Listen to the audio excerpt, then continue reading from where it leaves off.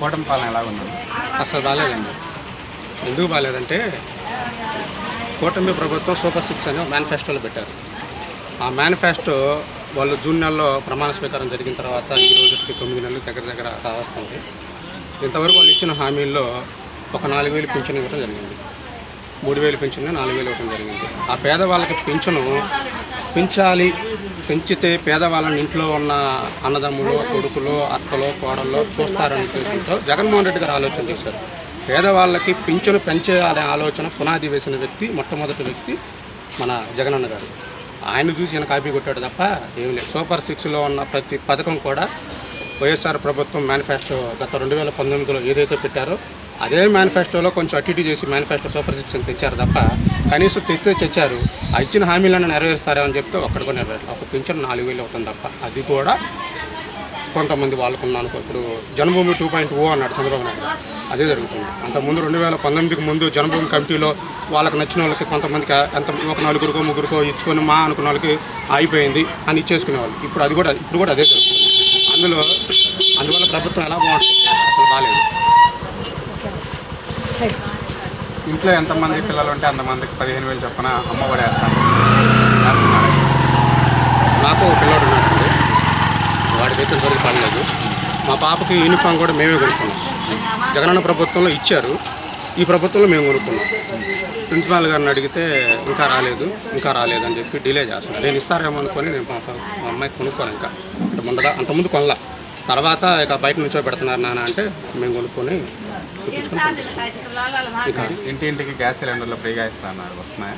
మేము డబ్బులు పెట్టే కొనుక్కున్నామండి. సబ్సిడీ పడిద్ది అన్నారు కానీ మేము రోజు మార్చి చెక్ చేసుకుంటున్నాం. మాకైతే ఏం పడలే. మరి నాణ్యమైన మద్యం ఇస్తాను, తక్కువ ధరలకు ఇస్తాను అన్నాడు, చేస్తున్నారా? నాణ్యమైన మద్యం అని పేరుకే కానండి, వాళ్ళ హయాంలో ఏదైతే తయారు చేయాలనుకున్నారో ఆ మందే ఇస్తున్నారు. ఏదో 1-2 రోజులు కొంచెం తక్కువ రేట్లు పెట్టారు, తర్వాత రేట్లు పెంచారండి. అది అంటే నాకు అలవాట్లేదు. అది తాగే మన మద్య ప్రియులను అడుగుతుంటే వాళ్ళే చెప్తారు నాణ్యమైన మద్యం ఇస్తున్నారా లేదా అని. మద్దతు ధర లేక మిర్చి రైతులు కానీ, పొగాకు రైతులు కానీ, పత్తి రైతులు కానీ చాలా ఇబ్బందులు పడుతున్నారు. ప్రభుత్వం రైతులకు ఏమైనా చేస్తుందా? ఇప్పుడు ఈ ప్రభుత్వం ఏం చేయలేదండి. మన జగన్మోహన్ రెడ్డి గారు మిర్చి రైతులకు అండగా ఉంటామని చెప్పేసి గుంటూరు మిర్చి యాడికి వచ్చిన తర్వాత చంద్రబాబు నాయుడు గారు అసలు ఆ మిర్చి రైతుల బాధలు ఏందో చూడండి అని అప్పుడు వాళ్ళ మీద దృష్టి పెట్టాడు తప్ప అంతకుముందు అయితే మిర్చి రైతులు పట్టించుకున్న లేరు. నేను కూడా చాలా వీడియోలు చూశాను. మిర్చి రైతులు పాపం బాధపడటం, వాళ్ళకి గిట్టుబాటు ధర లేకపోవటం, కొన్ని మిరపనీరు వాళ్ళే గిట్టుబాటు ధర లేక నీరు పారులు చేసుకోవటం, నీళ్ళల్లో పడేయటం నేను కొన్ని చూశాను. కాబట్టి రైతులు కూడా చాలా ఇబ్బందులు పడుతున్నారండి ఈ ప్రభుత్వం. నిత్యావసర సరుకులు రేట్లు ఆకాశాన్ని అందుతున్నాయి. దాన్ని తగ్గించడానికి ఈ ప్రభుత్వం, కొత్తగా వచ్చిన ప్రభుత్వం ఏమైనా చర్యలు తీసుకుంటుందా? అసలు పెంచిందే వాళ్ళు కదండి, వాళ్ళ చర్యలు ఎలా తీసుకుంటారు? అంతకుముందు పామాయిల్ బయట అంతుండేది, గతంలో రేటుకి ఇప్పుడు రేటుకి మీరే చూడండి. అసలు రేట్లు బేభత్సంగా పెరిగిపోయినాయి. నేను మెడిసిన్ గ్యాస్ ట్రబుల్ టాబ్లెట్ ఎప్పుడన్నా ఇంట్లో ఇబ్బందిగా ఉందని గ్యాస్ ట్రబుల్ టాబ్లెట్లు పెద్దవాళ్ళకి ఎవరికైనా తేటానికి వెళ్తే ఎంఆర్పీ రేటు మీద తగ్గించేవాళ్ళు.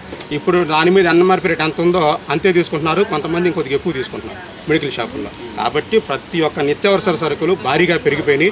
జగనన్న ప్రభుత్వంలో అసలు ఉన్న 4 మీడియాలు ఏదేదో ఎగిపారేశారు. కానీ మరి ఇప్పుడు కూడా చూపించాలిగా. ఇప్పుడు ఆ మీడియాలో ఏదైతే మీడియాలో చూపించారో వాళ్ళు కూడా ఇంట్లో సరుకులు కొంటారు కదా. నిత్యావసర సరుకులు ప్రతి మనిషికి అవసరమే. మరి ఆ అవసరాలు ధరలు పెరిగినాయా లేవా అనేది ఆ మీడియా వాళ్ళకి కూడా తెలుసుగా. మరి ఇప్పుడు ఎందుకు ప్రచారం చేయట్లా? చెయ్యరు. మంచిని అట్లా చేశారండి. ఇంకంతే. నిత్యావసర సరుకులు మాత్రం ఆకాశాన్ని కాదు ఇంకా దాటి వెళ్ళిపోతున్నాయి. మరి ప్రభుత్వం ఏం చర్యలు తీసుకున్నట్టు మాకేం కనిపించట్లేదు. పవన్ కళ్యాణ్ నేను ప్రశ్నిస్తాను, వచ్చాక అందరి సమాధానం చెప్తాను, ప్రశ్నిస్తాను అని చెప్పారు. ప్రశ్నిస్తున్నారు. ఎలక్షన్ ముందు చాలా గట్టిగా మాట్లాడాడు పవన్ కళ్యాణ్ గారు. అందులో ఒక సంఘటన తీసుకుంటే సుగాలి ప్రీతి 2017లో ఆ అమ్మాయి గురించి గట్టిగా మాట్లాడితే నిజంగా మా ప్రభుత్వంలో ఆ అమ్మాయికి ఏం న్యాయం జరిగింది, అరెస్ట్ చేయడం జరిగింది. ఈయన ఇంకేమైనా గట్టిగా చేస్తాడేమో, ప్రభుత్వంలో వచ్చారు కదా అని నేను అనుకున్నాను. కనీసం ఆ పాప తల్లిదండ్రులకి వెళ్తే ఇంటర్వ్యూ కూడా ఇవ్వలేదు. ప్లస్ వాళ్ళతో మీ బాధ్యత మీరే భద్రత తీసుకోవాలి, మీరే బాధ్యతగా ఉండాలి, సమాజమే ఉండాలని చెప్తున్నాడు తప్ప ఆయన చర్యలు తీసుకున్నట్లేదు. ఊగిపోయి మాట్లాడాడు. పదవి ఎంజాయ్ చేస్తున్నాడు తప్ప ప్రజలను పట్టించుకున్నట్టు. ప్రశ్నించడానికే పుట్టిన జనసేన పార్టీ అని చెప్పుకున్న పవన్ కళ్యాణ్ గారు ఎక్కడా కూడా ఇప్పుడు జరుగుతున్న సంఘటనల మీద ప్రశ్నిస్తున్నట్టు మాకెక్కడా కనపడాలి. ఆయన ఏదో మాలేసుకుంటున్నాడు, ఆ ఊరి దేవాలయాలు తిరగడానికే ఆ డీసీఎం పదవి ఉపయోగపడుతున్నట్టుంది తప్ప ప్రజా సమస్యలు పట్టించుకుంటున్నట్టు మాకెక్కడా కనిపించట్లేదు. 30,000 మంది ఆడపిల్లలు మన రాష్ట్రంలో అదృశ్యమయ్యారు. అధికారంలోకి రాగానే మొత్తాన్ని నేను ఎక్కడున్నా కానీ తీసుకొని వస్తా అని చెప్పిన పవన్ కళ్యాణ్ ఆ విషయం అనేది మర్చిపోయాడా? ఒక్క సుగాలి ప్రీతి విషయం పట్టించుకున్నాడు, ఇంకా 30,000 మంది ఆడపిల్లలు ఏం పట్టించుకుంటాడండి? కళ్ళము ఆయన ఎలక్షన్ ముందు ఆయనే కదా ఊగిపోయి మాట్లాడింది. ఏ స్టేజ్ మీద ఎక్కడ చూసినా కానీ సుగాలి ప్రీతి గురించి ఊగిపోయి మాట్లాడిన పవన్ కళ్యాణ్ గారు మరి ఇప్పుడు 9 నెలలు కావస్తున్నా కనీసం ఆ ఒక్క పాపకి తేల్చమను. 30,000 మంది తర్వాత సంగతి. ఆ ఒక్క పాప ఆచూకీ తీసుకొచ్చి ఆ పాపకి ఏం అన్యాయం జరిగిందో ఆ తల్లిదండ్రులకు చూపించమనండి. 30,000 మంది పిల్లల తర్వాత సంగతి.